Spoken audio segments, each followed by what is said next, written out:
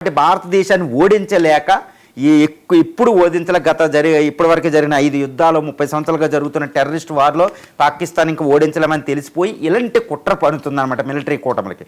ఇప్పుడు పాకిస్తాన్ సౌదీ అరేబియాతో చేసుకుంది. ఇప్పుడు ఈ సౌదీ పాక్ కూటమిలోకి టర్కీ జాయిన్ ఆసక్తి చూపుతుంది. ఇది బ్లూంబర్గ్ అనే పేపర్ దీన్ని పబ్లిష్ చేయడం జరిగింది.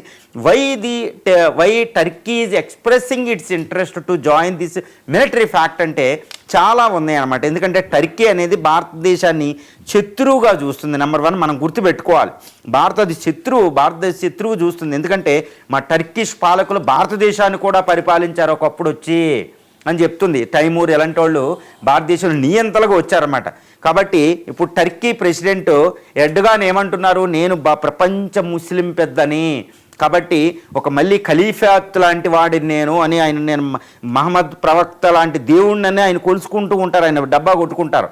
కాబట్టి టర్కీ ప్రపంచాన్ని ఏలే దేశం, గొప్ప దేశం, భారతదేశాన్ని కూడా ఏలబోతుంది. కాబట్టి పాకిస్తాన్కి వెళ్ళేసి భారతదేశం ఓడించాలని కుట్రలు పంతూ ఉంటారు. అందుకని ఆపరేషన్ సింధూర్లో డ్రోన్లకు బయక్తర్ లాంటి డ్రోన్లు కూడా పాకిస్తాన్కి ఆయన సప్లై చేశాడు, గుర్తుపెట్టుకోవాలి. అది ఇప్పుడు అంటే టర్కీ సౌదీ అరేబియాతో కలుస్తుంది అంటే ఒక ఇస్లామిక్ నాటో అనేది ఫామ్ అవుతుంది అనేది మనకు అర్థమైపోతుంది. మరి